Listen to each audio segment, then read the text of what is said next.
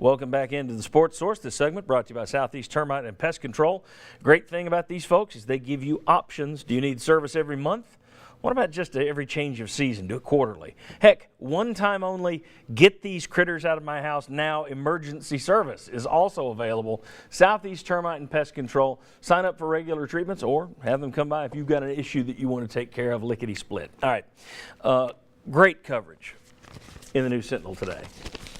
If you haven't picked up the John Adams column and the timeline inside, you need to. It's fantastic. He did a great job of covering everything that's happened and also shedding some new light on Jamie Naughtright and some things that paint her in a different light, I think, in terms of what she may have at heart in terms of her interests, basically attacking Peyton Manning, it seems.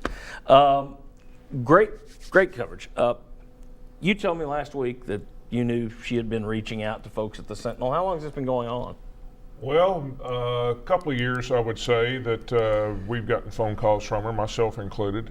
And I know a number of other people, journalists, people at UT that also get calls from her. So in the New York, Sean King, the New York Daily News, she found somebody apparently who was willing to go to bat. He simply received that information.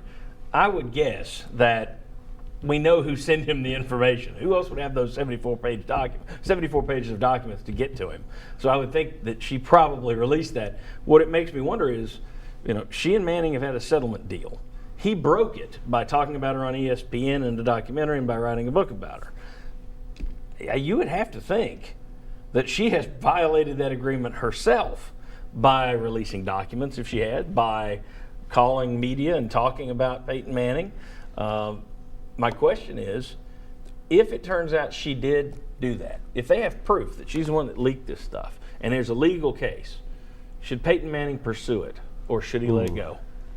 I think definitely let it go, and I think that's one reason he's been noticeably quiet through this whole thing, because he can't comment on it. I know, but I think what I'd heard was the fact that it was mentioned in the book opened the door for her to come back and say whatever she basically, all bets are off.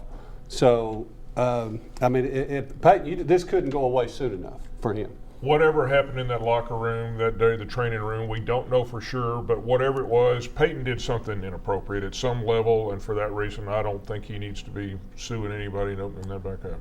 I agree. Let it go. Josh? I would let it go. Eventually this story, I think, dies down unless something else comes out. At this point, I have a hard time believing something substantial really comes out. If I'm Peyton Manning, I'm ready to move on, and whatever is next in his career, that's what I'd be focusing on, not Jamie Naughtright. Bob? If it started costing me money, if I'm Peyton Manning and it starts costing me money, then I would probably go after, because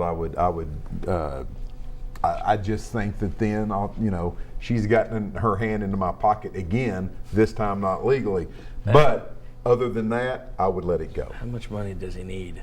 I still let it go. I don't care if she is costing me money. If I've got $500 million in the bank, I'm still going to let it go. If it's besmirched me to the point where the Nationwides and the Papa Johns walk away from me, then I'm probably going to. I don't think that's happening. I don't think it will either. But if it does, then I would. I think you're opening yourself up for more troubles. But that's okay. But here's the part I think that it would come back to, Bob, is that look at how careful Peyton Manning was with his reputation through all those years, and now with one blind shot, kind of. Then I would say, okay, that's it. Enough's enough. Well, it's interesting. Bob Kravitz is a longtime writer for the Indianapolis Star up there. He did a radio show this week with ProFootballTalk.com. They asked him, why would Peyton even bring this up in his book? Because if he doesn't write the book and defame her, there are no 74-page documents from that lawsuit, and there's no story today because Sean King wouldn't have had anything to leak.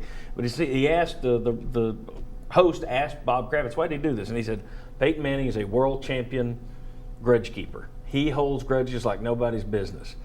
So holding that grudge the first time came back to bite him. I wouldn't do it again. Let it go. Let it go. My opinion. All right. When we come back, we'll talk about why was there not more fair coverage? Who's to blame for that?